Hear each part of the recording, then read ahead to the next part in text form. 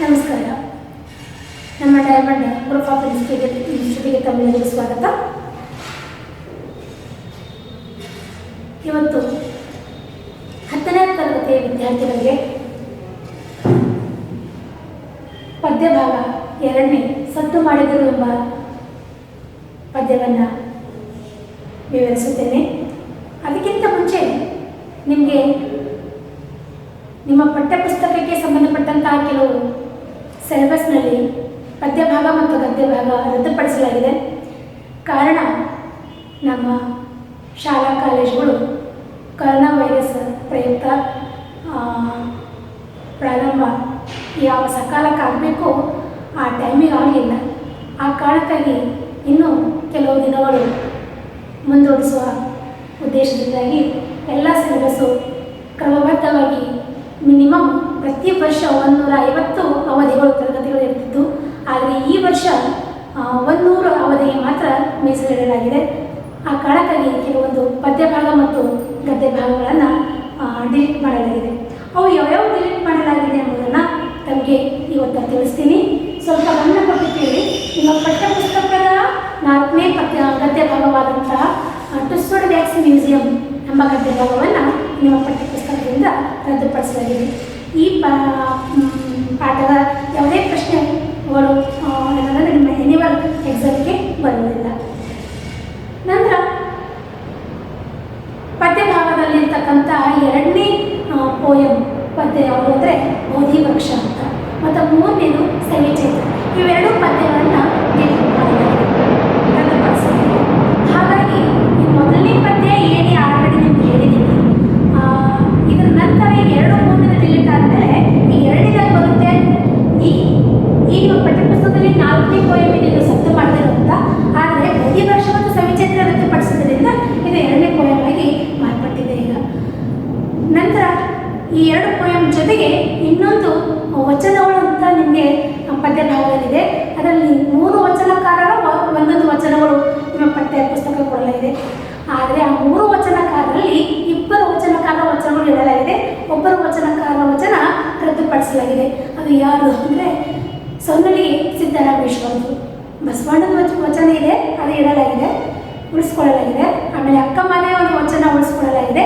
ಆದರೆ ಸಿದ್ದರಾಮನ ವಚನವನ್ನು ರದ್ದುಪಡಿಸಲಾಗಿದೆ. ಇದಿಷ್ಟು ನೀವು ನೆನಪಿಡಬೇಕಾದದ್ದು. ಇನ್ನು ಉಳಿಕೆದ್ದು ಎಲ್ಲ ವ್ಯಾಕರಣ ಹಾಗೆಯೇ ಇದೆ. ಇವತ್ತು ನಿಮಗೆ ಭಾಗವಾಗುವಂತೆ 2ನೇದು ಸದ್ದು ಮಾಡಿದರು ಎಂಬ ಪದ್ಯವನ್ನು ಹೇಳೋಣ. ಇದಕ್ಕಿಂತ ಮುಂಚಾಗಿ ನಿಮ್ಮ ಈ ಪಠ್ಯಭಾಗದಲ್ಲಿ ಎಷ್ಟು ಅಧ್ಯಾಯಗಳು ಮುಗಿದು ಅಂದರೆ ಗದ್ಯ ಭಾಗದಲ್ಲಿ 2 ಒಳಮರದ ಗಿಳಿ ಹಾಗೂ ಹಸಿಮಸಿ ಕೃಷಿ ಅಂತ, ಇನ್ನು ಪದ್ಯದಲ್ಲಿ ಏನೇ. ಈಗ ಇವತ್ತು ವಿವರಣೆ ಮಾಡೋದೇ ಸದ್ದು ಮಾಡಿದರು 2ನೇ ಪೋಯಮ್. ಈ ಸದ್ದು ಮಾಡಿದರು ಪದ್ಯವನ್ನು ಬರೆದ ಕವಿ ಪರಿಚಯ ಮಾಡಿಕೊಳ್ಳೋಣ. CPK ಅವರು ಅಂತ. CPK ಅಂದರೆ ಅವರ ಪೂರ್ಣ ಹೆಸರು ಸಿ ಅಂದರೆ ಚಿಕ್ಕನಾಯಕನಹಳ್ಳಿ, ಪು ಅಂದರೆ ಪುಟ್ಟೇಗೌಡ, ಕೆ ಅಂದರೆ ಕೃಷ್ಣಕುಮಾರ್ ಅಂತ. ಇವರ ಜನನ 1939ರಲ್ಲಿ ಆಯಿತು. ಇವರೊಬ್ಬ ಶ್ರೇಷ್ಠ ಬರಹಗಾರರು, ಕಾದಂಬರಿಗಾರರು ಅಷ್ಟೇ ಅಲ್ಲ, ಜನಪದ ತಜ್ಞರು ಕೂಡ ಹೌದು. ಇವರ ಒಂದು ನಾಗವರವನ ನಮ್ಮ ಕನ್ನಡದ ಪ್ರಖ್ಯಾತ ಪ್ರಾಚೀನ ಕೃತಿ ನಾಗವರವನ ಕರ್ನಾಟಕ ಕಾದಂಬರಿ ಅಂತ.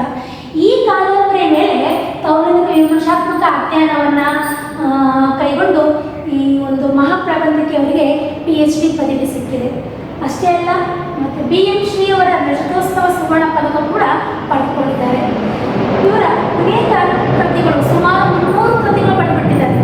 ಅದರಲ್ಲಿ ಕೆಲವೊಂದು ಪ್ರಮುಖವಾದವುಗಳೆಂದರೆ ತಾರಸಕ, ಇದು ಮೊಟ್ಟ ಮೊದಲ ಕವನ ಸಂಕಲನ ನಡೆಯುವುದು. ಅದರ ನಂತರ ಅನಂತ ಪೃಥ್ವಿ, ಭವಸೆ, ಕಾಡಚತುರ್ಮುಖ, ಜನಪದ ಪ್ರತಿಭೆ ಇತ್ಯಾದಿ ಕೃತಿಗಳು ಬರೆದಿದ್ದಾರೆ.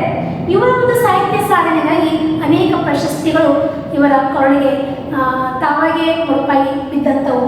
ಅದರಲ್ಲಿ ಬಸವಶ್ರೀ ಸಾಹಿತ್ಯ ಪ್ರಶಸ್ತಿ, ಶ್ರೀ ವಿದ್ವತ್ ಶಿರೋಮಣಿ ಪ್ರಶಸ್ತಿ, ಕನ್ನಡ ರಾಜ್ಯೋತ್ಸವ ಪ್ರಶಸ್ತಿ ಹಾಗೂ ಕರ್ನಾಟಕ ಸಾಹಿತ್ಯ ಅಕಾಡೆಮಿ ಪ್ರಶಸ್ತಿ ಮತ್ತು ಚುಟುಕು ರತ್ನ ಪ್ರಶಸ್ತಿ ಇತ್ಯಾದಿ ಪ್ರಶಸ್ತಿಗಳು ದೊರೆತಿವೆ. ಜೊತೆಗೆ ಇನ್ನೊಂದು ಸರ್ವಾಧ್ಯಕ್ಷ ಸಮ್ಮೇಳನದ ಅಧ್ಯಕ್ಷರ ಪದವಿ ಸಿಕ್ಬಿಟ್ಟಿದೆ. ಎಷ್ಟರಲ್ಲಿ ಅಂದರೆ 2011ರಲ್ಲಿ ನಡೆದಂಥ ಗಂಗಾವತಿಯಲ್ಲಿ ಅಖಿಲ ಭಾರತ ಕನ್ನಡ ಸಾಹಿತ್ಯ ಸಮ್ಮೇಳನ ನಡೀತಲ್ಲ, ಆ ಸಮ್ಮೇಳನದ ಸಭಾಧ್ಯಕ್ಷರಾಗಿ ನಮ್ಮ CPK ಅವರು ಅಧ್ಯಕ್ಷತೆ ವಹಿಸಿದರು. ಈ ರೀತಿ ಪ್ರಖ್ಯಾತ ಬರಹಗಾರರು ಆದಂಥ CPK ಅವರು ನಿಮ್ಮ ಪಠ್ಯಪುಸ್ತಕಕ್ಕೆ ಕೊಟ್ಟಿದ್ದಂತಹ ಸತ್ತು ಮಾಡಿದ ಎಂಬ ಪದ್ಯವನ್ನು ಅವರು ಬರೆದಂಥ ಕವನ ಸಂಕಲನ ಬೊಗಸೆ ಆಧಾರದಂತ ಇದು ಆಕಾರ ಕೃತಿ. ಈ ಒಂದು ಕವನ ಸಂಕಲನದಿಂದ ಸತ್ತು ಮಾಡಿದ ಎಂಬ ಪದ್ಯವನ್ನು ಆಯ್ಕೆ ಮಾಡಿಕೊಳ್ಳಲಾಗಿದೆ. ಈಗ ಬನ್ನಿ, ಸತ್ತು ಮಾಡಿದರು ಪದ್ಯದ ಒಂದು ಪಾಠ ಪ್ರವೇಶದಲ್ಲಿ ಏನಿದೆ ಅಂತ. ಹೌದಾ? ಸಾಮಾನ್ಯವಾಗಿ ನಾವು ಮನುಷ್ಯರು ಅಂದರೆ ಮಾನವರು ಆಡಂಬರ ಎಂದು ಪ್ರದರ್ಶನ ನೋಡಿ ಮನಸ್ಸೋದು ಸಾಮಾನ್ಯ. ಹೆಚ್ಚು ಆಡಂಬರ ಮಾಡ್ತೀವಿ, ತೋರಿಕೆ ಪ್ರದರ್ಶನ ಭಾಳ ಇದೆ ಮನುಷ್ಯನ ಹತ್ರ. ಅದನ್ನೇ ಹೇಳ್ತಾ ಇದ್ದಾರೆ ನಮ್ಮ ಲೇಖಕರು. ಯಾವುದೇ ಕೆಲಸ ನಾವು ಮಾಡಿದಾಗ ಈ ಕೈಯಲ್ಲಿ ಮಾಡಿದ ಕೆಲಸ ಈ ಕೈ ಗೊತ್ತಾಗಬಾರ್ದಂತೆ. ಇದು ನಮ್ಮ ಪ್ರಾಚೀನ ಅನುಭವಸ್ಥರು ಹೇಳ್ತಕ್ಕಂಥ ಮಾತು. ಆದರೆ ನಮ್ಮಲ್ಲಿ ನೋಡಿದಾಗ ಸರ್ವಸಾಮಾನ್ಯವಾಗಿ ಯಾವುದೇ ಕೆಲಸವನ್ನು ಭಾಳ ಆಡಂಬರವಾಗಿ ತೋರಿಕೆಯಿಂದ ಪ್ರದರ್ಶಿಸ್ತೀವಿ. ನಮ್ಮ ಹೆಸರು ಪಡಿಬೇಕು, ಕೀರ್ತಿ ಸಿಗಬೇಕು, ಸೊ ಕೆಲವೊಂದು ಅಧಿಕಾರ ಇವೆಲ್ಲ ಆಸೆಯಿಂದಾಗಿ ಆಡಂಬರದ ಒಳಗಾಗ್ತೀವಿ, ಅಹಂಭಾವನೆ ಬೆಳೆಸ್ಕೊತೀವಿ. ನಮ್ಮ ಲೇಖಕರ ಉದ್ದೇಶ ಈ ಪದ್ಯದಲ್ಲಿ ಏನಿದೆ ಅಂದರೆ, ಯಾವುದೇ ಕೆಲಸವನ್ನು ನಮ್ಮ ಸಾಧನೆಯನ್ನು ಸತ್ತು ಮಾಡದೆ ಶಾಂತಿಯಿಂದ ಕರ್ತವ್ಯವನ್ನು ಮುಗಿಸ್ಬೇಕು ಅಂತ. ಈ ವಿಷಯದಲ್ಲಿ ನಿಜವಾಗ್ಲೂ ಹೇಳಬೇಕಾದ್ರೆ ಪ್ರಕೃತಿಯನ್ನು ನೋಡಿ ಬಹಳ ಕಲಿಬೇಕಾಗಿದೆ ನಮಗೆ. ಹೇಗೆ ಅಂದರೆ, ಇವತ್ತು ಹೂಗಳು ಅರಳುತ್ತೆ, ಅರಳಿ ಎಲ್ಲರಿಗೂ ಪರಿಮಳ ಸೂಚಿಸುತ್ತೆ. ನನ್ನಿಂದ ಇಷ್ಟೆಲ್ಲ ಸುತ್ತುವುದು, ನನ್ನ ಪರಿಮಳ ಸುತ್ತುವುದಿದೆ, ಎಲ್ಲರಿಗೂ ಒಂದು ಹಿತ ಆಹ್ಲಾದ ಕೊಡ್ತಾ ಇದೆ ಅಂತ ಹೇಳ್ಕೊಳ್ಳುತ್ತಾ ಹೂವು ಇವತ್ತು ಒಂದು ಕಾಯಿಗಳು ಮಾಗಿ ರಸಭರಿತವಾದಂಥ ಹಣ್ಣಾಗುತ್ತೆ. ಇವತ್ತು ನಕ್ಷತ್ರಗಳು ಹೊಳೆಯುತ್ತೆ, ಸೂರ್ಯಚಂದ್ರ ಬೆಳಕು ಕೊಡ್ತಾನೆ. ಸೂರ್ಯ ಬೆಳಕು ಕೊಟ್ಟರೆ ಚಂದ್ರ ಬೆಳದಿಂಗಳು ತಂಪನ್ನು ಕೊಡುತ್ತಾರೆ. ಎಂದಾದರೂ ನನ್ನಿಂದ ಇಷ್ಟು ಕೆಲಸ ಇದೆ, ನಾನೇ ಮಾಡಿದೆ ಅನ್ನೋ ಒಂದು ಅಹಮ ಆ ಪ್ರಕೃತಿ ಇದೆಯಾ ಎಂದಾದರೂ ಹೇಳ್ಕೊಳ್ಳುತ್ತಾ. ಇವತ್ತೊಂದು ಗಿಡ ಮರಗಳು ನೆರಳು, ಹಣ್ಣು, ಹೂವು, ಕಾಯಿ ಎಲ್ಲ ಕೊಡುತ್ತೆ. ನಾನು ಕೊಡ್ತೀನಿ ಅನ್ನೋ ಒಂದು ಅಹಮಿಲ್ಲ, ಅಥವಾ ನನ್ನ ಹೆಸರು ಕೀರ್ತಿ ಪ್ರಸಿದ್ಧಿ ಆಗಬೇಕು ಅನ್ನೋ ಒಂದು ದುರಾಸೆ ಕೂಡ ಆ ಪ್ರಕೃತಿಗಿಲ್ಲ. ನಾವು ಮನುಷ್ಯರಾದರೂ ಕಲಿಬೇಕಾದದ್ದು ಇದನ್ನೇ.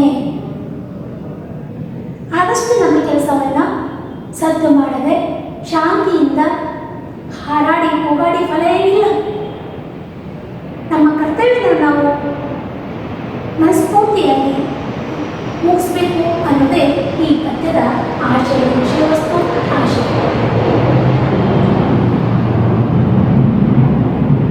ಹಾಗಾದರೆ ಪದ್ಯದ ಒಂದು ಭಾವಾರ್ಥವನ್ನು ನೋಡೋಣ. ಸತ್ತು ಮಾಡದೆ ಬಾಳೋ ಬಾಳಲೋ ಜೀವ, ಗದ್ದಲದ ವಿರದಿಂದ ಸೇರು ದೇವ. ಹೇ ಮನುಷ್ಯ, ಸತ್ತು ಮಾಡದೆ ಬಾಳು, ಸತ್ತು ಮಾಡದೆ ನಿನ್ನ ಕೆಲಸವನ್ನ ನೀನು ಕೈಗೊಳ್ಳು. ಅದು ನಿಜವಾದ ಜೀವನ. ಸುಮ್ಮನೆ ಯಾಕೆ ಗದ್ದಲ, ಹಾರಾಟ, ಕೂಗಾಟ? ನಾವು ಹೆಚ್ಚು ಪ್ರಶಸ್ತಿಗಾಗಿ, ಬಿರುದಾಗಿ ಹೆಸರು ಪಡಿಬೇಕು ಅಂತ ಕೆಲಸ ಮಾಡ್ತೀವಿ. ಒಂದು ಸಣ್ಣ ಪುಟ್ಟ ಮಾಡಿದ್ರು ಸಾಕು. ನಾನೇ ಮಾಡಿದೆ, ನನ್ನಿಂದೇ ಆಯಿತು, ನನ್ನ ಹೆಸರು ಎಲ್ಲರಿಗೂ ಗೊತ್ತಾಗಬೇಕು, ನಾನು ಮಾಡಿದ ಕೆಲಸ ಎಲ್ಲರಿಗೂ ಪ್ರಚಾರ ಆಗಬೇಕು, ನಾನು ಭಾಳ ಫೇಮಸ್ ಆಗಬೇಕು. ಇಂಥ ಒಂದು ಸಣ್ಣತನ ಮನುಷ್ಯನಲ್ಲಿದೆ. ಇದನ್ನ ಕೈ ಬಿಡಬೇಕು ಅನ್ನೋದೇ ನಮ್ಮ ಲೇಖಕರ ಆಶಯ.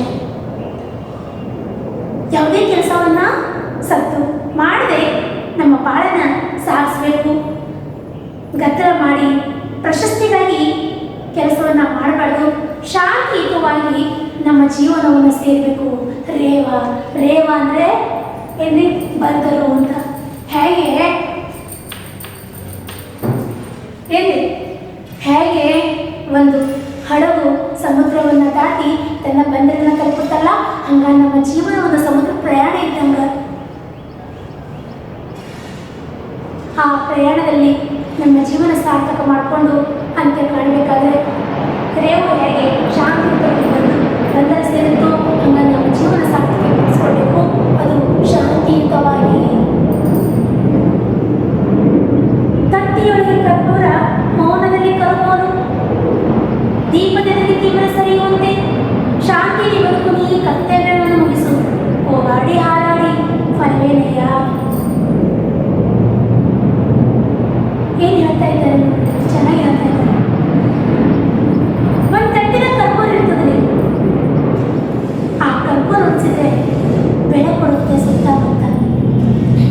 ಬೆಳಕಾಯ್ತು ಅಂತ ಉರಿತಾ ಬೆಳಕು ಕೊಡ್ತಾ ಗದ್ದಲ ಮಾಡ್ತದೇನ್ರಿ? ಇಲ್ಲ, ಎಷ್ಟು ಶಾಂತಿಯುತವಾಗಿ ಮತ್ತೊಬ್ಬರಿಗೆ ಬೆಳಕಾಗುತ್ತೆ. ತನ್ನ ಮನೆ ತಾಕತ್ತು ಹಾಕ್ಕೊಂಡು ಬೇರೆಯವರಿಗೆ ಬೆಳಕು ಕೊಡುತ್ತೆ. ಅದು ಶಾಂತ ರೀತಿಯಲ್ಲಿ. ಆ ರೀತಿ ಮನುಷ್ಯನ ಜೀವನ ಇರಬೇಕು. ತಟ್ಟೆಯಲ್ಲಿ ಕರ್ಪೂರ ಹೊರತು ಬೆಳಕು ಕೊಡುವಂತೆ ನಮ್ಮ ಜೀವನ ಬೇಡಬೇಕು. ದೀಪದಲ್ಲಿ ದೀಪ ಸರಿಯುತ್ತೆ. ದೀಪ ಬಂತು, ಬೆಳಕು ಬಂತು ಅಂದ್ರೆ ಆಟೋಮೆಟಿಕ್ಲಿ ಕತ್ತಲು ಸರಿಯುತ್ತೆ. ಆಡಂಬರವಾಗಿ ಪ್ರದರ್ಶನವಾಗಿ ಕತ್ತಲವಾಗಿ ದೀಪ ಬರಲ್ಲ. ಹೋಗ್ಬಿಡೋದೇನೋ ಕತ್ತಲು ಅಂತ ಆವಾಜ್ ಮಾಡಲ್ಲ. ಶಾಂತಿಯುತವಾಗಿ ಉರುಗಿ ಮೌನವಾಗಿ ಆ ಕತ್ತಲು ಸರಿಯುವಂತೆ ಮಾಡುತ್ತೆ ದೀಪ. ಆ ರೀತಿ ನಮ್ಮ ಜೀವನ ಆಗಬೇಕು. ದೀಪದ ಕತ್ತಲು ಸರಿಯುವಂತೆ ನಮ್ಮ ಅಜ್ಞಾನವನ್ನು ಸರಿಸಬೇಕು. ತಿಮಿರ ಅಂದರೆ ಕತ್ತಲು, ಅಜ್ಞಾನ. ನಮ್ಮಲ್ಲಿರ್ತಕ್ಕಂಥ ಇಂಥ ಅಜ್ಞಾನ ಕತ್ತಲೆ ಅದನ್ನು ಸರಿಬೇಕು. ಹೇಗೆ ದೀಪ ಬಂದ ಕತ್ತಲು ಸರಿಯುತ್ತಲ್ಲ, ಹಂಗ ಮೌನವಾಗಿ ನಮ್ಮ ಕೆಲಸ ಮಾಡಿದಾಗ ಅದರಲ್ಲಿರ್ತಕ್ಕಂಥ ಕೆಟ್ಟದ್ದನ್ನ, ಅಜ್ಞಾನವನ್ನ ಶಾಂತಿಯುತವಾಗಿ ಒಂದು ಕಡೆ ಸರಿಸಬೇಕು ಅಂತ. ಶಾಂತಿಯಲ್ಲಿ ಬದುಕಿನ ಈ ಕರ್ತವ್ಯವನ್ನು ಮುಗಿಸು. ಕೂಗಾಡಿ ಹಾರಾಡಿ ಹೊರವೇಗದಿಂದ. ಅದಕ್ಕೆ ಹೇಗೆ ಅಂದರೆ ತಟ್ಟೆಯಲ್ಲಿ ಕರ್ಪೂರ ಮೌನದಲ್ಲಿ ಕರಗುತ್ತೋ, ದೀಪ ಉರಿದು ಕತ್ತಲನ್ನು ಯಾವ ರೀತಿ ಸರಿಸುತ್ತೋ ಅದೇ ಪ್ರಕಾರ ಮನುಷ್ಯ ಶಾಂತಿಯುತವಾಗಿ ತನ್ನ ಕಾರ್ಯವನ್ನು ಸಾಧನೆ ಮಾಡಬೇಕು. ಅದು ಬಿಟ್ಟು ಕೂಗಾಡಿ ಹಾರಾಡಿ ಫಲವೇಗದಿಂದ ಅದರಿಂದ ಏನು ಲಾಭ ಇಲ್ಲ. ಯಾವಾಗಲೂ ನಮ್ಮ ಕೆಲಸ ಮತ್ತೊಬ್ಬರಿಗೆ ಮಾದರಿ ಇರಬೇಕು. ನಮ್ಮ ಬಗ್ಗೆ ನಾವು ಮಾಡ್ತಕ್ಕಂಥ ಕೆಲಸದ ಬಗ್ಗೆ ನಾವು ಹೋಗಬಾರ್ದು. ನಾನು ಹಾಳು ಮಾಡಿದೆ, ಹೀಗೆ ಮಾಡಿದೆ ಅಂತ ನಮ್ಮ ಕೆಲಸ ಮಾಡಬೇಕು. ಮತ್ತೊಬ್ಬರಿಗೆ ಅವ್ರು ಕೊಡಬೇಕು. ಅದು ಮನುಷ್ಯನ ವ್ಯಕ್ತಿತ್ವ ಏನು ಅಂತ ಅವಾಗ ಗೊತ್ತಾಗ್ತದೆ. ನಾವು ಏನು ಅನ್ನೋದು ಮತ್ತೊಬ್ಬರ ಬಾಯಿಯಿಂದ ಕೇಳಿದಾಗ ಮಾತ್ರ ಗೊತ್ತಾಗುತ್ತೆ. ನಮ್ಮ ಬಗ್ಗೆ ನಾವು ಹೇಳಿದಾಗಲ್ಲ. ಒಟ್ಟಿನಲ್ಲಿ ನಮ್ಮ ಮಾನವ ಮನುಷ್ಯ ಜಾತಿ ಶಾಂತಿಯಿಂದ ಕೆಲಸ ಮಾಡಬೇಕು ಅನ್ನೋದು ಈ ಒಂದು ಪದ್ಯದ ಅಂಶ. ಜೊತೆಗೆ ಹಸಿಸೋದೆ ಹುಟ್ಟಿ ಎನ್ನುವುದಂತೆ ಅತ್ಯಂತ ಅಲ್ಲವೇ ಅವಯವ ಪದ ಇದೆ. ಹಸಿ ಸೌದೆ, ಹಸಿ ಇದ್ದಂತ ಕಟ್ಟಿಗೆ, ಸೌದೆ ಅಂದ್ರೆ ಕಟ್ಟಿಗೆ, ಈ ಕಟ್ಟಿಗೆ ಉರಿಸ್ರಿ, ಉರಿಯುತ್ತಾ ಅರ್ಧ ಬಚ್ಚುದು ಪಟ್ಪಟ ಪಟ್ಪಟ ಅಂತ ಆವಾಜ್ ಮಾಡುತ್ತೆ.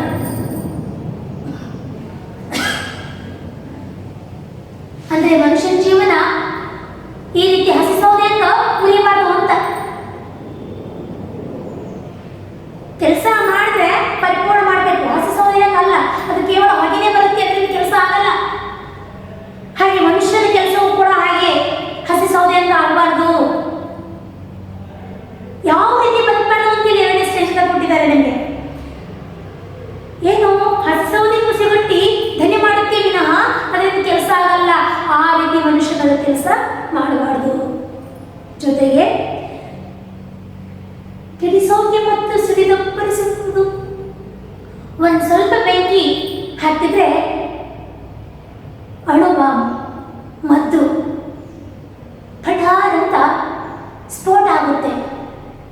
ಆ ಅಣುಬಾಂಬ್ ಸ್ಫೋಟ ಆದಾಗ ಅದರಿಂದ ಎಷ್ಟು ಮಟ್ಟಿಗೆ ಲಾಭ ಇದೆ, ಅದರಿಂದ ಏನು ಸಾರ್ಥಕ ಇದೆ, ಇಡೀ ಜಗತ್ತು ಸರ್ವನಾಶ ಆಗಲಿಕ್ಕೆ ಸಾಧ್ಯದಲ್ಲಿ ಅಂತ ಒಂದು ಇದರಿಂದ ಅಣುಬಾಂಬ್ನಿಂದ ಅದು ಆವಾಜ್ ಮಾಡುತ್ತೆ. ಅದರಿಂದ ಕೆಲಸ ಉಪಯೋಗ ಇಲ್ಲ.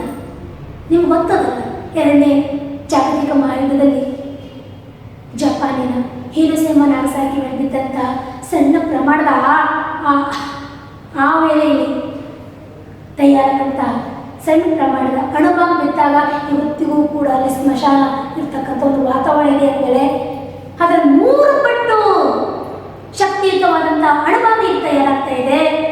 ಅಂತೇನಾದರೂ ಕಿಡಿ ಹಾರಿದ್ರೆ, ಬೆಂಕಿ ಹಚ್ಚಿದ್ರೆ, ಸ್ಫೋಟ ಮಾಡಿದ್ರೆ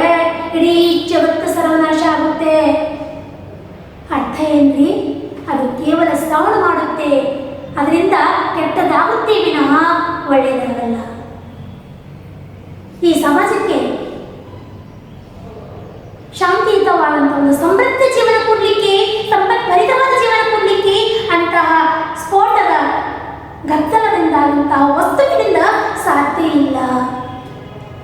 ಅದಕ್ಕೆ ನಾವುಗಳೆಲ್ಲ ಯಾವ ರೀತಿ ಜೀವನ ಸಾಗಿಸ್ಬೇಕು ಅಂದರೆ, ದೀಪದ ದಿನ ಸರಿಯುವಂತೆ ತಟ್ಟೆಯೋಳು ಆ ತಟ್ಟೆಯಲ್ಲಿ ಕರ್ಪೂರ ಕರುವಂತೆ ಕೆಲಸ ಮಾಡಬೇಕು, ವಿನಃ ಹಸೌದೆ ಸೌಂಡ್ ಮಾಡಿದಂಗೆ ಮಾಡಬಾರ್ದು. ಇದು ಸೋಕಿದ್ರೆ ಅಡುಗೆ ಹೆಂಗೆ ಸ್ಫೋಟ ಆಗುತ್ತೋ ಆ ರೀತಿ ಕೆಲಸ ಮಾಡಬಾರ್ದು. ಹಾಗಾದ್ರೆ ಹೇಗೆ ಮಾಡಬೇಕು ಅಂತಿರದೆ ರವಿ ಕರಕ್ಕೆ ಕರಗು ಇಪ್ಪನೆ ಒಲಿದು ಸಿಡುಕು ಬಿಡುಕನ್ನು ತೊರೆದು ಮೌನಿಯಾಗು. ಅಂದರೆ ಹೇಗೆ ಮಾಡಬೇಕು ಅಂದರೆ, ಯಾವ ರೀತಿ ಮಾರ್ನಿಂಗ್ ಮುಂಜಾನೆ ಇಬ್ಬನಿ ಬಿಡುತ್ತೆ. ಇಬ್ಬನಿ ಅಂದರೆ ಮಂಜಿನ ಹನಿ, ಹುಲ್ಲಿನ ಮೇಲೆ ಬೀಳುತ್ತೆ ನೋಡ್ರಿ ಗಿಡಗಳ ಮೇಲೆ. ಅದು ಶಾಶ್ವತ ಇರುತ್ತಾ? ಇಲ್ಲ. ಯಾವ ಭಯ ಆಗುತ್ತೆ? ಸೂರ್ಯನ ಕಿರಣ ಅದ್ರ ಮೇಲೆ ಬಿದ್ದ ತಕ್ಷಣ ಮಂಜಿನ ಹನಿ ಹೆಂಗೆ ಕರಗುತ್ತೋ ಆ ರೀತಿ ಸೂರ್ಯನ ಕಿರಣಕ್ಕೆ ರವಿಕರಕ್ಕೆ ಅಂದ್ರೆ ಸೂರ್ಯನ ಕಿರಣಕ್ಕೆ ಏನ್ರಿ ಈ ಮಂಜಿನ ಹನಿ ಕರಗಿ ಹೆಂಗೆ ಕರಗುತ್ತೋ ಆ ರೀತಿ ಮನುಷ್ಯನ ಸಾಧನೆ ಇರಬೇಕು. ತನ್ನಿಂದಾನೇ ಶಾಂತಿಯುತವಾಗಿ ಕೆಲಸವನ್ನು ಮುಗಿಸುವಂತಹ ಕೆಲಸ ಮನುಷ್ಯನ ಆಗಬೇಕು. ಅದಕ್ಕಾಗಿ ನಮ್ಮಲ್ಲಿರ್ತಕ್ಕಂತಹ ಈ ಸಿಡುಕು, ನಡುಗು, ಮಿಡುಕು, ಗದ್ದಲ, ನಂದಿದ್ದೆ ಇಂಥ ಅಹಂ ಅನ್ನು ತೊರೆದು ಶಾಂತಿಯುತವಾಗಿ ನಮ್ಮ ಪಾಲಿನ ಕೆಲಸವನ್ನು ಮಾಡಿದರೆ ನಮಗೆ ಎದುರಿರ್ತಕ್ಕಂಥ ಸಾಧನೆ ಮುಂದಿಟ್ಟುಕೊಂಡು ಆ ಗುರುಸಿದ ಸಾಧನೆಗಾಗಿ ನಾವು ಪ್ರಯತ್ನ ಪಟ್ಟರೆ ಖಂಡಿತ ಆ ಸಾಧನೆ ಯಶಸ್ವಿಯಾಗಲಿಕ್ಕೂ ಸಾಧ್ಯ ಇದೆ. ಜೊತೆಗೆ ಅಂಥ ಒಂದು ಸಾಧನೆಯನ್ನು ಮಾತ್ರ ಮಾನವನ ಜೀವನ ಸಾರ್ಥಕ ಆಗಲಿಕ್ಕೆ ಸಾಧ್ಯ ಇದೆ. ಇದನ್ನೇ ನಮ್ಮ ಸಿಪಿಕೆಯವರು ಈ ಒಂದು ಆಶಯವನ್ನು ವ್ಯಕ್ತಪಡಿಸಿದರೆ, ಒಟ್ಟಿನಲ್ಲಿ ಪ್ರಕೃತಿಯಂತೆ ಸತ್ತು ಗದ್ದಲವಿಲ್ಲದೆ ಕೆಲಸವನ್ನು ಶಾಂತಿಯುತವಾಗಿ ನಮ್ಮ ಕರ್ತವ್ಯವನ್ನು ನಾವು ಮುಗಿಸ್ಬೇಕು ಎನ್ನುವುದು ಈ ಪದ್ಯದ ಆಶಯ. ವಿದ್ಯಾರ್ಥಿಗಳೇ, ಈ ಪದ್ಯದ ಭಾವಾರ್ಥವನ್ನು ನಿಮಗೆಲ್ಲರಿಗೂ ಅರ್ಥ ಆಗಿದೆ ಅಂತ ಅನ್ಕೋತೀನಿ. ಈಗ ಈ ಪದ್ಯದ ಕೆಲವೊಂದು ನಿಮ್ಗೆ ಎಷ್ಟು ಮಟ್ಟಿಗೆ ಅರ್ಥ ಆಗಿದೆ ಅಂತ ಪ್ರಶ್ನೆ ಮೂಲಕ ನಾನು ಸ್ವಲ್ಪ ಉತ್ತರವನ್ನು ಪುನರಾವರ್ತಿಸ್ತೀನಿ, ನೋಡೋಣ.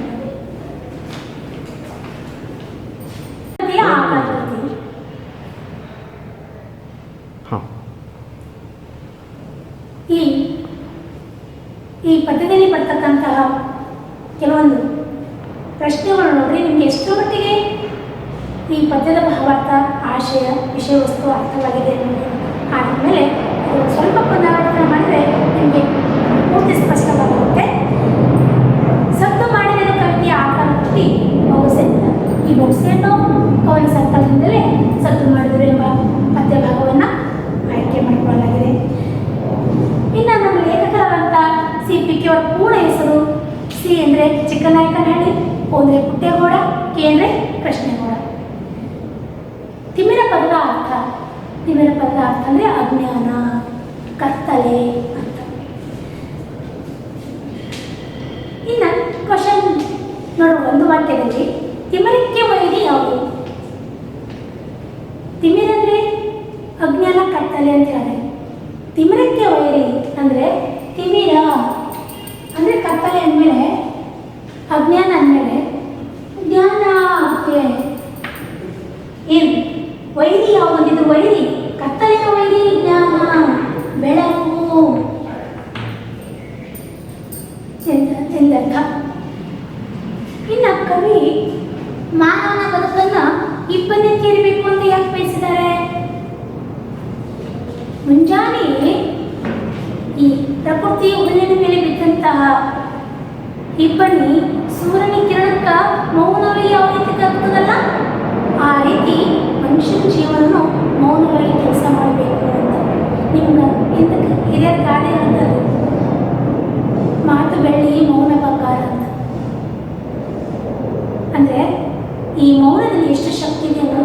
ಈ ಗಾದನೆ ನಮಗೆ ಅರ್ಥ ಮಾಡಿಸುತ್ತೆ. ಕೊನೆಯದಾಗಿ ನಮ್ಮ ಕರ್ತವ್ಯಗಳನ್ನು ಹೇಗೆ ಮುಗಿಸಬೇಕೆಂದು ಕವಿ ಹೇಳಿದ್ದಾರೆ. ಶಾಂತಿಯುತವಾಗಿ ನಮ್ಮ ಕರ್ತವ್ಯವನ್ನು ಮುಗಿಸ್ಬೇಕು ಅಂತ ಕವಿ ಹೇಳಿದ್ದಾರೆ. ಹೌದು, ಈ ರೀತಿ 3-4 ವಾಕ್ಯದಲ್ಲಿ ಬಂದಂಥ ಪ್ರಶ್ನೆಗಳಿಗೆ ನಿಮಗೆ ಉತ್ತರವಾಗಿ ನೋಟ್ಸ್ ಕಳಿಸ್ತೀವಿ. ಜೊತೆಗೆ 8ನೇ ವಾಕ್ಯದಲ್ಲಿ ಮತ್ತು ಸಂದರ್ಭದಲ್ಲಿ ವಿವರಿಸಿ ಕೂಡ ಪ್ರಶ್ನೋತ್ತರವನ್ನು ಕಳಿಸಲಾಗುವುದು. ಈಗ ಸ್ವಲ್ಪ ನಿಮ್ಮ ಭಾಷಾಭ್ಯಾಸಕ್ಕೆ ಬಂದರೆ ಆಲ್ರೆಡಿ ನಿಮಗೆ ಸಂಧಿಗಳು ಮುಗಿಬಿಟ್ಟಿದೆ, ಎಲ್ಲ ಸಂಧಿಗಳು. ಅದರಲ್ಲಿ ಕೆಲವೊಂದು ಈಗ ಈ ಪಠ್ಯಕ್ಕೆ ಉದಾಹರಣೆ ಕೊಟ್ಟಿದ್ದಾರೆ, ಅದನ್ನು ನೀವು ಬಿಡಿಸ್ಲಿಕ್ಕೆ ಪ್ರಯತ್ನ ಪಡಿ.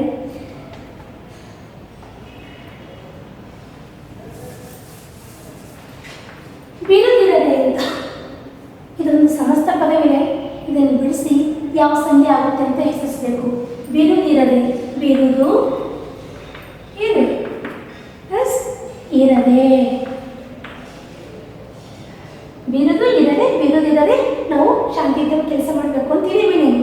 ಅಂದರೆ ಬೀರುದು ಈ ಇದು ಲೋಪ ಆಗಿ ಈ ಸೇರಿದೆ, ಬೀರುದಿರದೆ ಯಾವ ಸಂಧಿ ಆಗುತ್ತೆ?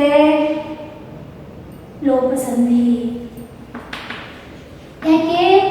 ಪೂರ್ವ ಪದದ ಕೊನೆಯ ಅಕ್ಷರದ ಸ್ವರ ಲೋಪ ಆಗಿ ಅರ್ಥ ಕೆಡ್ಲತ್ತಿಲ್ಲ, ಹಾಗಾಗಿ ಇದು ಲೋಪ ಸಂಧಿ ಆಗುತ್ತೆ. ಇನ್ನು ಎರಡನೇ ದೀಪದ ಎದುರಿಗೆ, ದೀಪದ ಪ್ಲಸ್ ಎದುರಿಗೆ. ಇದನ್ನು ನೋಡಿ, ದೀಪದ ಎದುರಿಗೆ, ದೀಪದ ಎದುರಿಗೆ, ದೀಪದ ಎದುರಿಗೆ ಅ ಪ್ಲಸ್ ಎ, ಇದನ್ನು ಲೋಪ ಆಗ್ತಾ ಇದೆ, ಈಗ ಸೇರ್ತಾ ಇದೆ, ಅರ್ಥ ಕೆಳತಿದೆಯೋ ಇಲ್ಲ, ಅಂದರೆ ಇದು ಕೂಡ ಲೋಪ ಸಂಧಿ.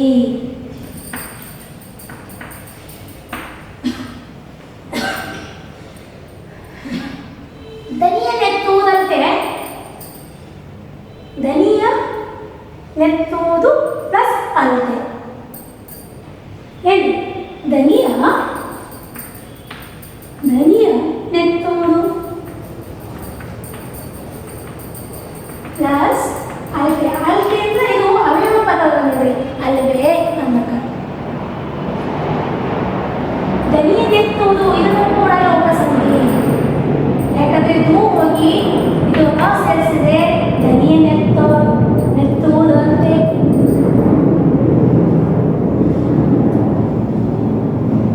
ಇನ್ನು ಸಿಡಿದಪ್ಪರಿಸುವುದು, ಸಿಡಿದು ಪ್ಲಸ್ ಅಪ್ಪರಿಸುವುದು,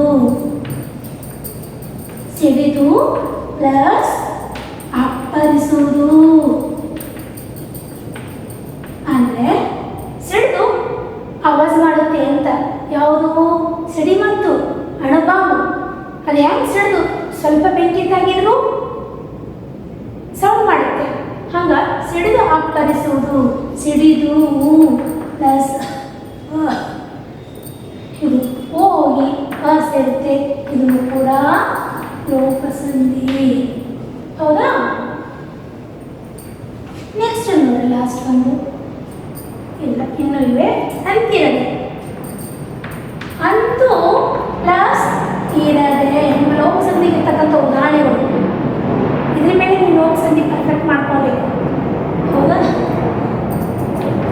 ಅಂತೂ ಪ್ಲಸ್ ಈ, ಅಂದರೆ ಇಲ್ಲಿ ಲೋಪ ಹೋಗಿ ಈ ಸೇರಿದೆ, ಅಂತಿರದೆ ಲೋಪ ಸಂಧಿ. ಅರ್ಥ ಕೇಳಲಿಲ್ಲ, ಹಾಗಾಗಿ ಇದು ಲೋಪ ಆಗಿದೆ. ಒಂದೇ ಅರ್ಥ ಕೇಳ್ತಿತ್ತು ಅಂದರೆ ಉದಾಹರಣೆಗೆ ನೋಡಿ, ಮೌನಿ ಆಯಿತು, ಮೌನಿ, ಮೌನಿ ಪ್ಲಸ್ ಆಗು, ಮೌನಿ ಪ್ಲಸ್ ಇಲ್ಲಿ ಲೋಪ ಮಾಡ್ಕೊಂಡು ನೀವು ಬೇಕಾದ್ರೆ ಬರುತ್ತೆ ಅಂತ. ಮೌನಿ ಈ ಪ್ಲಸ್ ಆ ಲೋಪ ಮಾಡಿದರೆ ಮೌನಾಗು ಆಯಿತು. ಏನಾಗುತ್ತದೆ? ಮೌನಾಗು ಅಂತ. ಇಲ್ಲಿ ಏನಿದೆ? ಮೌನಿ ಆಗು ಅಂತಿದೆ. ಅಂದಮೇಲೆ ಇದರ ಅರ್ಥ ಕೇಳ್ತಾ ಇಲ್ಲ. ಇಂಥ ಸಂದರ್ಭದಲ್ಲಿ ಲೋಪ ಮಾಡಬಾರ್ದು. ಏನು? ಲೋಪ ಮಾಡಬಾರ್ದು. ಆ ಒಂದು ವೇಳೆ ನೀವು ಪೂರ್ವಪದ ಕೊನೆಯ ಅಕ್ಷರ ಲೋಪ ಆಗಿ ಅರ್ಥ ಕೆಡಲತ್ತು ಅಂದರೆ ಲೋಪ ಮಾಡಬಾರ್ದು. ಅದರ ಬದಲಾಗಿ ಹೊಸದಾಗಿ 2 ಅಕ್ಷರಗಳು ಅಗಮವಾಗಿ ತೆಗೆದುಕೊಳ್ಬೇಕು. ಅದು ಯಕಾರವೋ ಅಥವಾ ವಕಾರವೋ. ಯ ಬಂದರೆ ಯಕಾರಗಮ, ವ ಬಂದರೆ ವಕಾರಗಮ ಅಂತ ಇಲ್ಲಿ ಯಕಾರಗಮ ಬಂದಿದೆ. ಹಾಗಾಗಿ ಮೌನಿ ಯಾಗಿ ಅಂತಂದ್ರೆ ಯಾವುದು ಇದು ಆಗಮ ಸಂಧಿ ಅಥವಾ ಇದಕ್ಕೇನಿದ್ರಿ ಯಕಾರಗಮ ಸಂಧಿ. ಸಂಧಿ ಇನ್ನೊಂದು ಉದಾಹರಣೆ ಇದೆ ನೋಡಿ. ಕರವು ಇಬ್ಬನಿ ಒಲಿರು ಅಂತ.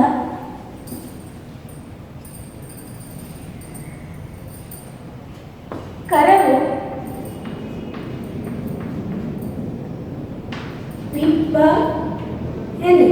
ಇಬ್ಬನಿ ಒಲಿರು. ಈ ಪದ್ಯದ ಪದಗಳು ಬಿಡಿಸಿದ್ರು ಕೂಡ ನಿಮ್ಮ ಪದ್ಯದ ಭಾವಾರ್ಥಕ ಬಹಳ ಈಸಿಯಾಗಿ ಸ್ಪಷ್ಟವಾಗಿ ನಿಮ್ಗೆ ತಿಳಿಯುತ್ತೆ. ಕರವು ಇಬ್ಬನಿ ಒಲಿರು ಅಂದರೆ ಕರವು ಪ್ಲಸ್ ಇಬ್ಬನಿ, ಇಬ್ಬನಿ ಒಲಿರು. ಕರ್ತಾವ ಇಬ್ಬನಿ ಸೂರ್ಯನ ಕಿರಣಕ್ಕೆ ಅಂತ ಕರವು. ಲೋಪ ಮಾಡಿಬಿಡಿ ನೋಡೋಣ ಬರುತ್ತೆ ಅಂತ. ನೀವು ಲೋಪ ಮಾಡಿದಾಗ ಏನಾಗುತ್ತದೆ? ಕರಗಿಪ್ಪ ಏನು ಮೀನಿಂಗ್ ಏನಾಗುತ್ತೆ ನೋಡಿ. ಕ ರ ಗಿಪ್ಪ ಮೀ ಒಲಿರುವ ಆಗುತ್ತೆ. ಅಂದರೆ ಏನಪ್ಪ ಇದೆ ಅರ್ಥ? ಕರೆಕ್ಟ್ ಆಗ್ತಾ ಇದೆಯಾ? ಇಲ್ಲಲ್ಲ, ಇದು ರಾಂಗ್ ಆಗುತ್ತೆ. ಲೋಪ ಮಾಡಬಾರ್ದು. ಆಗ ಈ ಇಬ್ಬನಿಯಲ್ಲಿ ಯಕಾರವು ಅಥವಾ ವಕಾರವು ತಗೊಳ್ಬೇಕು. ಕರವು ವಿಪ್ಪನಿ ಅಂದರೆ ಇಲ್ಲಿ ಇವೆರಡು ಜಾಗದಲ್ಲಿ ಬಿ ತಗೊಂಡಾಗ ಏನಾಗುತ್ತಿದ್ರೆ ಇದು ವಕಾರಗಮ ಸಂಧಿ. ಹೌದಾ? ಅಂದರೆ ಆಗಮ ಸಂಧಿ ಅಂತ ಕರೀತಾರೆ. ಈ ರೀತಿ ಲೋಪ ಮತ್ತು ಆಗಮಕ್ಕೆ ಈ ಪಾಠದ ಭಾಷಾಭ್ಯಾಸದಲ್ಲಿ ಕೊಡಲಾಗಿದೆ. ಇನ್ನು ಕೆಲವು ಉದಾಹರಣೆಗಳು ನೀವೇ ಹೆಕ್ಕಿ ಏನಾದರೂ ಬಿಡಿಸಲಿಕ್ಕೆ ಪ್ರಯತ್ನಿಸಿ. ಇನ್ನು ಎರಡನೇದಾಗಿ ನಾನಾರ್ಥಕ ಪದ ಅಂತ ಬಂದ್ಬಿಟ್ಟಿದೆ ನೋಡ್ರಿ. ನಾನಾರ್ಥಕ ಅಂದರೆ ಏನು ಅಂತ ಹೆಸರೇ ಕೇಳಿ. ನಾನಾರ್ಥಕ. ನಾನಾ ಅಂದರೆ ಏನ್ರಿ? ನಾನಾ ಅಂದರೆ ಅನೇಕ. ಹೌದಾ? ಅರ್ಥ ಅಂದರೆ ಪದ ಅರ್ಥ. ಹೌದಾ? ಅನೇಕ ಅರ್ಥ ಅಂತ ಅಂದರೆ ಒಂದೇ ಪದಕ್ಕೆ ಏನ್ರಿ? ಒಂದೇ ಪದಕ್ಕೆ ಹಲವಾರು ಅರ್ಥಗಳಿರ್ತದೆ.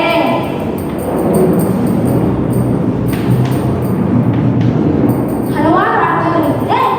ನಾನಾರ್ಥಕ ಪದ ಆ ಪದಕ್ಕೆ ಅಂತ ಆ ಪದಗಳಿಗೆ ನಾನಾರ್ಥಕ ಪದ ಅಂತ ಕರಿತೀವಿ. ಉದಾಹರಣೆಗಾಗಿ ಹೇಗಿದ್ರೆ ನೋಡಿ, ಒಂದೇ ಪದ ಇರುತ್ತೆ ಆದರೆ ಬೇರೆ ಬೇರೆ ಸಂದರ್ಭದಲ್ಲಿ, ಬೇರೆ ಬೇರೆ ಕಾಲಕ್ಕೆ, ಬೇರೆ ಬೇರೆ ವಿಷಯಕ್ಕೆ ಬೇರೆ ಬೇರೆ ಅರ್ಥ ಮಾಡಿಕೊಂಡು ನಾವು ಉಪಯೋಗಿಸ್ತೀವಿ.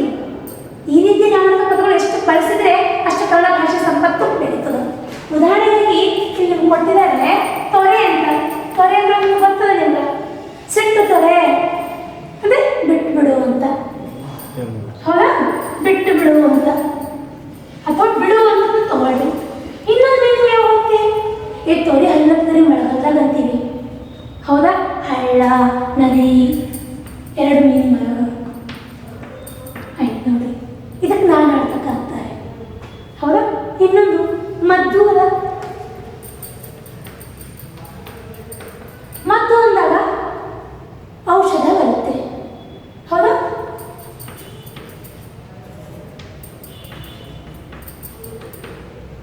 ಇನ್ನೊಂದು ಸಿಡಿಮದ್ದು. ಅಣುವಾಗದ ವಸ್ತುವಿನ ಹೆಸರು ಮದ್ದು ಅಂತ ಕರಿತೀವಿ. ಸಿಡಿಮದ್ದು. ಇದು ಸಿಡಿಮದ್ದು ಸಿಡಿದ್ರೆ ಸರ್ವನಾಶ ಆಗುತ್ತೆ. ಈ ಮದ್ದು ನಾವು ಏನಾದರೂ ಡಿಸೀಸ್ ನಮ್ಮಲ್ಲಿ ರೋಗಗಳು ಬಂದಾಗ ನಾವು ಔಷಧ ತಗೊಂಡ್ರೆ, ಮದ್ದು ತಗೊಂಡ್ರೆ ಡಾಕ್ಟರ್ ಹತ್ರ ಕಡಿಮೆ ಆಗುತ್ತೆ. ಅಂದರೆ ಒಂದು ಪದ ಹಲವಾರು ಸಂದರ್ಭದಲ್ಲಿ ಬೇರೆ ಬೇರೆ ಅರ್ಥ ಕೊಡುತ್ತೆ. ಅಂತ ಬೇರೆ ಬೇರೆ ಅರ್ಥ ಕೊಡ್ತಕ್ಕಂತಹ ಪದಕ್ಕೆ ನಾವು ನಾನಾರ್ಥಕ ಪದ ಅಂತ ಕರಿತೀವಿ. ಸೊ ಈ ಪದ್ಯದ ಪೂರ್ಣ ಭಾಷಾಭ್ಯಾಸ ಭಾವಾರ್ಥ ಎಲ್ಲ ಮುಕ್ತಾಯವಾಗಿದೆ. ಇದರಲ್ಲಿ ಮುಕ್ತ ಕೂಡ ನಿಮಗೆ ಸಂದೇಹಗಳಿದ್ದರೆ ಖಂಡಿತ ಫೋನ್ ಮೂಲಕ ಸಂಪರ್ಕಿಸಿ ನಿಮ್ಮ ಸಂದೇಹಗಳನ್ನು ಪರಿಹರಿಸಿಕೊಳ್ಳಿ. ಧನ್ಯವಾದಗಳು.